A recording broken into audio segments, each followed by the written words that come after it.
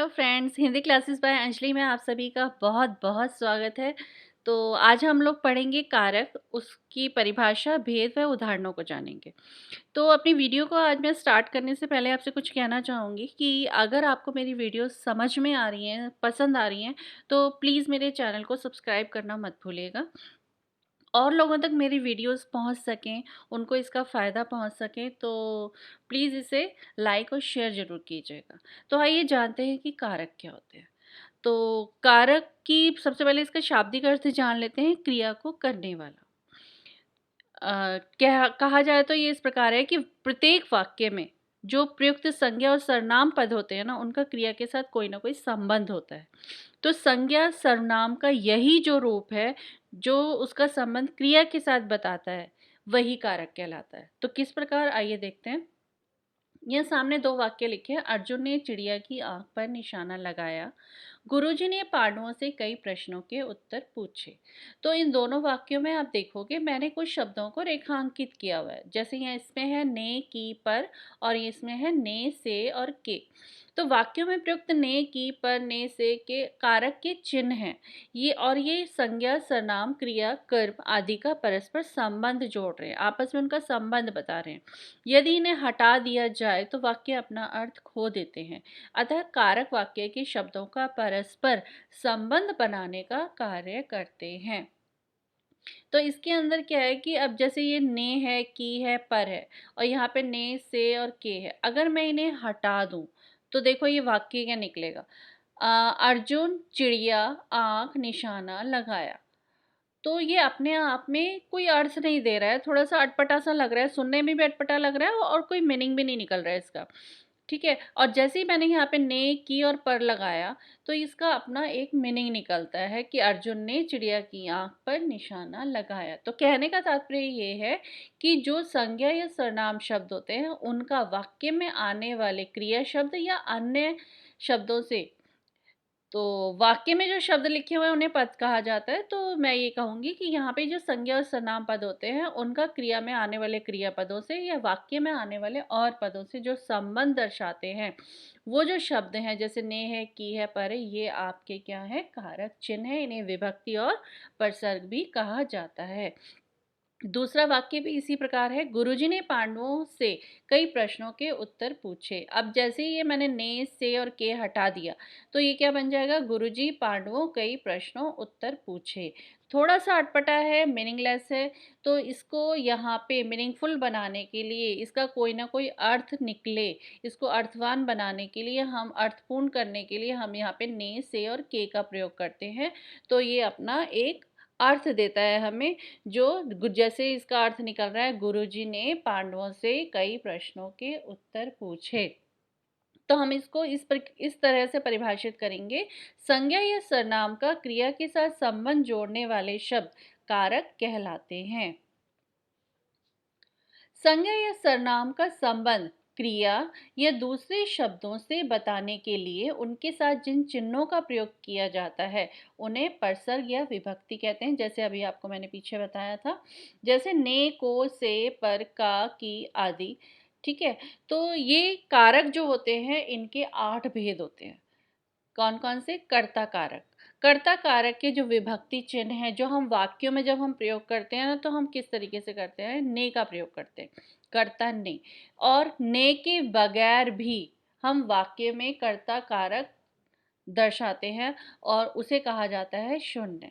जब हम ने लगाते हैं तो ये विभक्ति चिन्ह लग रहा है यहाँ पे ने इसका, लेकिन जब हम ने के बिना कर्ता कारक दर्शाते हैं वाक्य को, तो वहाँ उसको कहा जाता है शून्य। इसी प्रकार कर्म कारक है, हम इसमें को विभक्ति का प्रयोग करते हैं, लेकिन जब हम को के बगैर वाक्य कर्म कारक बनाते हैं, तो उसको शून्य कहा जाता है। यानी को के साथ भी कर्म कारक का वाक्य कहलाएगा और को के बगैर भी। ऐसे यहाँ पे ने के साथ भी कर्ता कारक होगा और ने के बगैर भी। किस प्रकार से, वो आगे पढ़ेंगे। फिर आता है करण कारक। करण कारक में इसके विभक्ति चिन्ह से और द्वारा। संप्रदान कारक को और के लिए। अपादान कारक से अलग होने का बोध दर्शाता है ये। संबंध कारक का, के, की, ना, ने, नी, रा, रे, री। अधिकरण कारक, इनके विभक्ति चिन्ह है में और पर। संबोधन कारक, संबोधन होता है किसी को पुकारना, किसी को बुलाना, उसके लिए हम प्रयोग करेंगे इन विभक्ति चिन्हों का, हे, हो, अरे, अजी आदि। तो सबसे पहले हम जानते हैं कर्ता कारक क्या होता है। वाक्य में क्रिया करने वाले को कर्ता कहा जाता है। सॉरी, वाक्य में क्रिया करने वाले को कर्ता कहा जाता है। कर्ता संज्ञा या सर्वनाम होते हैं, जैसे रोहन ने हॉकी खेली, दादी रामायण पढ़ती हैं। उपरोक्त वाक्यों में हॉकी खेलने का काम रोहन कर रहा है और रामायण पढ़ने का काम कौन कर रहे हैं, यहाँ पे दादी कर रही हैं। तो पहले वाक्य में कर्ता का कारक चिन्ह कौन सा है, ने, और दूसरे वाक्य में कारक चिन्ह का प्रयोग नहीं हुआ है। क्यों? जैसे अभी हमने आपको पीछे टेबल में बताया था कि ने के साथ भी कर्ता कारक दर्शाते हैं वाक्य को और ने के बगैर भी। वो किस लिए, वो कैसे? ने शून्य है यदि क्रियापद सकर्मक होता है। अब आप कहेंगे कि यहाँ पे ये दोनों ही वाक्य जो हैं, इनमें क्रियाएं जो हो रही हैं दोनों सकर्मक है, ठीक है। तो इसमें एक कंडीशन आती है कि फिर हम कैसे ने का प्रयोग करेंगे। अगर आपकी क्रिया भूतकाल में हो रही है तभी ने विभक्ति का प्रयोग होता है, ठीक है। कैसे? रोहन ने हॉकी खेली, ठीक है, खेलना क्रिया हो गया, तो क्या खेली, हॉकी खेली। तो यहाँ पे ये कर्म है, तो ये सकर्मक वाक्य है। तो यहाँ पे भी रामायण पढ़ती हैं दादी, क्या पढ़ती हैं, रामायण पढ़ती हैं। क्या प्रश्न का उत्तर मिल रहा है यहाँ पे दोनों जगह, तो दोनों ही वाक्य जो है सकर्मक हैं। अब हम कैसे पहचानेंगे कि किस में हमें ने लगाना है और किस में नहीं लगाना है। अब जो वाक्य में क्रिया पास्ट टेंस में हो रही है यानी भूतकाल में हो रही है, तो वहां पे हम ने का प्रयोग करेंगे। और रामायण पढ़ती हैं, अभी भी पढ़ती हैं ना, तो वो आपका प्रेजेंट टेंस है यानी कि वो वर्तमान काल है, तो उसमें हम ने का प्रयोग नहीं करेंगे। कहने का तात्पर्य है यहाँ पे दो कंडीशंस आपको रखनी है कि अगर आपकी क्रिया अकर्मक है और भूतकाल में है तब भी ने विभक्ति का प्रयोग होगा, अगर आपकी क्रिया सकर्मक है और भूतकाल में है तब भी ने विभक्ति का प्रयोग होगा। उसके बाद देखते हैं कर्म कारक क्या होता है। वाक्य में क्रिया का फल जिस संज्ञा या सर्वनाम शब्द पर पड़ता है उसे कर्म कारक कहते हैं। जैसे रमा कविता पढ़ती है, शिक्षक ने बच्चों को पढ़ाया, तो रमा क्या पढ़ती है, शिक्षक ने किसको पढ़ाया है। ये हमारा पहचान का तरीका है कि आप कर्म को कैसे पहचानोगे वाक्य के अंदर कि वो कर्म आ रहा है। यहाँ पे क्या पढ़ती है, ठीक है, पढ़ना क्रिया हो गई, रमा कर्ता हो गया, ठीक है। तो कर्ता और क्रिया यहाँ पे है। उसके बाद बीच में आ रहा है कविता, तो रमा क्या पढ़ती है, यहाँ पे क्या प्रश्न का उत्तर मिल रहा है, तो ये कविता जो है यहाँ पे कर्म है। शिक्षक ने बच्चों को पढ़ाया, शिक्षक ने, ये आपका कर्ता हो गया, पढ़ाया क्रिया हो गई, तो ये बीच में क्या आ रहा है, बच्चों को, किसको पढ़ाया, बच्चों को पढ़ाया, तो ये आपका यहाँ पे कर्म है। तो दोनों के दोनों वाक्य जो हैं वो कर्म दोनों वाक्यों में लगे हुए हैं, यानी कि दोनों क्रियाएं सकर्मक हैं यहाँ पे, ठीक है। ये सबसे बड़ी पहचान है आपकी कर्म की। अब हम देखेंगे कि कर्म कारक का विभक्ति चिन्ह को जो है वो हमने यहाँ पे तो लगाया है लेकिन यहाँ पे नहीं लगाया है। क्यों?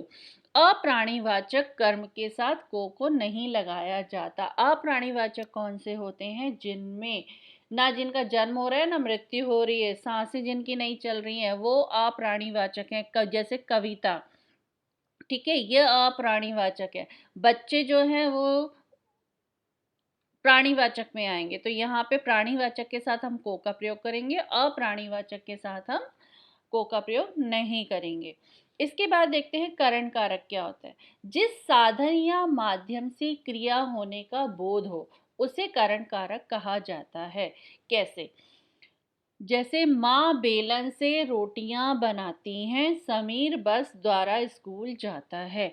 अब आप इन दोनों वाक्यों में देखो, माँ बेलन से रोटियां बनाती हैं, माँ क्या हो गया, कर्ता हो गया, बनाना क्या है, क्रिया, बनाती हैं क्रिया आ गया, रोटियां क्या बनाती हैं, कर्म, ठीक है, रोटियां बनाती है, लेकिन किससे बना रही हैं, बेलन से बना रही हैं, ठीक है।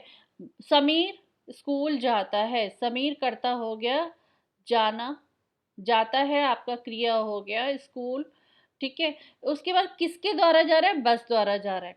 यहाँ पे साधन कौन-सा हो रहा है स्कूल जाने के लिए? बस। और यहाँ पे रोटियाँ बनाने के लिए कौन-सा साधन प्रयोग में आ रहा है? बेलन।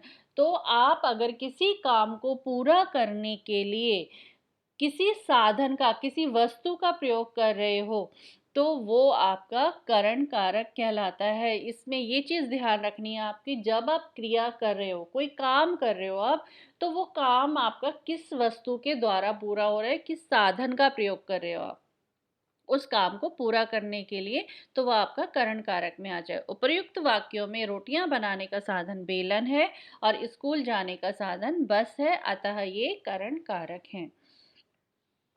फिर आता है संप्रदान कारक।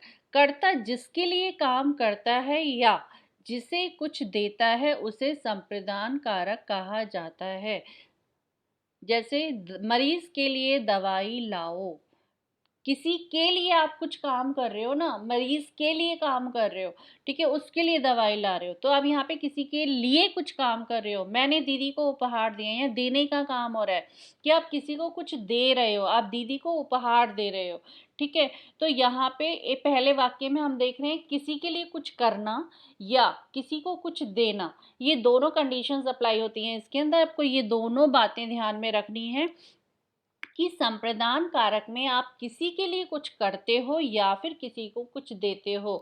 अतः किसी को कुछ देने के भाव में और किसी के लिए कुछ करने के भाव में संप्रदान कारक होता है। वाक्य की सबसे पहली पहचान ये है, अगर वहाँ पे वाक्य में आपको देने का भाव दिखाई दे रहा है तो संप्रदान कारक है, या फिर आप किसी के लिए कुछ काम कर रहे हो, किसी के लिए कुछ करने के लिए भाव आ रहा है, तो वो आपका संप्रदान कारक में आएगा। उसके बाद आता है अपदान कारक। संज्ञा अथवा सर्वनाम के जिस रूप से अलग होने का भाव, तुलना होने का भाव और डरने का भाव ये दर्शाया जाए, ठीक है, इसका बोध होता है, उसे अपदान कारक कहते हैं। जैसे पर्वत से नदी निकलती है, पर्वत से नदी निकलती है, पर्वत से नदी अलग हो चुकी है, उससे निकल रही है, उससे अलग होने का भाव आ रहा है। मेरी बहन मुझसे लंबी है, यहाँ पे कंपैरिजन हो रहा है, दोनों में तुलना का भाव है कि बहन जो है वो मुझसे लंबी है, ठीक है। समीर छिपकली से डरता है, तो यहाँ पे डरने का भाव आ रहा है कि समीर को छिपकली से डर लगता है, ठीक है। तो पहले में अलग होने का भाव है, दूसरे में तुलना का भाव है और तीसरे में डरने का भाव है। तो जहाँ पे ये भाव आपको दिखाई दें वो आपका अपदान कारक कहलाएगा। उसके बाद आता है संबंध कारक। शब्दों के जिस रूप से वस्तु व्यक्ति का पारस्परिक संबंध प्रकट होता है उसे संबंध कारक कहते हैं। जिन शब्दों से आपको लगे वाक्य में कि इनसे संबंध बताया जा रहा है, जो हमने पीछे विभक्ति चिन्ह पढ़े थे, का, के, की, ना, ने, नी, रा, रे, री, वो आपके सारे संबंध कारक की विभक्ति चिन्ह हैं। तो वाक्य देखेंगे, सुधा का घर बहुत बड़ा है, सुधा का घर, का विभक्ति का प्रयोग हो रहा है, यहाँ पे सुधा का संबंध घर के साथ है और यहाँ पे विभक्ति चिन्ह कौन सी लगाई जा रही है, का। तो यहाँ पे इन दोनों का संबंध बताने का काम कौन सा कर रहा है, ये कर रहा है, का शब्द कर रहा है।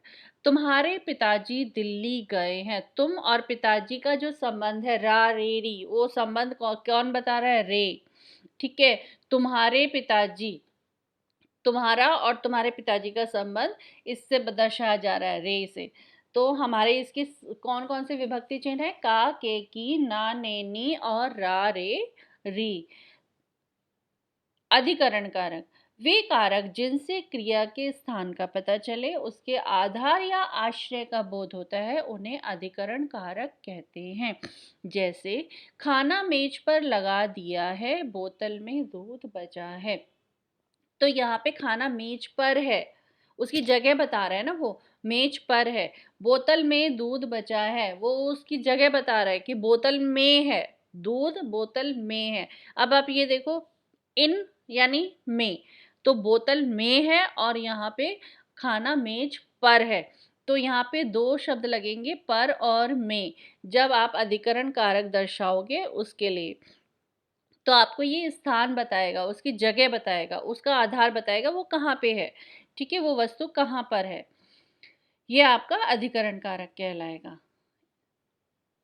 इसके बाद आता है संबोधन। संज्ञा के जिस रूप से किसी को संबोधित करने अथवा पुकारने का बोध हो, उसे संबोधन कारक कहते हैं। जैसे हे प्रभु मेरी रक्षा करो, तो इसमें हम किसको याद कर रहे हैं? भगवान को, ईश्वर को याद कर रहे हो आप, ठीक है? कि उनको बुला रहे हो। जब आप मुसीबत में होते हो ना, तो ईश्वर को याद करते हो, तो आप मुंह से अपने आप ही निकलता है, हे भगवान मेरी रक्षा करना। तो यहाँ पे आपने भगवान को पुकारा है, पुकारने का संबोधित कर रहे हो भगवान को, ठीक है? उनको पुकार रहे हो। ऐसे अरे तुम्हें चोट तो नहीं लगी, तो यहाँ पे भी आप किसी को संबोधित कर, अरे तुम्हें चोट तो नहीं लगी, ठीक है? तो यहाँ पे भी हम किसी को संबोधित कर रहे हैं, उनको बुला रहे हैं, उनको पुकारने का काम कर रहे हैं। तो यहाँ पे हमें ये चीज़ ध्यान रखनी है कि जो हम संबोधन के लिए शब्द लिख रहे हैं, उनके बाद हमें विस्मयादि चिन्ह का प्रयोग करना है। विस्मयादि बोधक चिन्ह का प्रयोग करना है, जो भी हम किसी को पुकारने के लिए, किसी को संबोधित करने के लिए शब्दों का प्रयोग करते हैं। ये आपका आता है संबोधन कारक में। तो उम्मीद करती हूँ कि आज का जो वीडियो है वो आपको समझ में आया होगा। उसके बावजूद अगर आपको कहीं पे कोई भी क्वेरी है, कुछ भी कुछ पूछना है मुझसे, तो आप मुझे कमेंट बॉक्स में लिख के दीजिएगा। मैं आपको प्रश्नों के उत्तर दूँगी। तो आज के लिए इतना ही, उसके बाद मिलते हैं नई वीडियो में नए टॉपिक के साथ। तब तक के लिए धन्यवाद।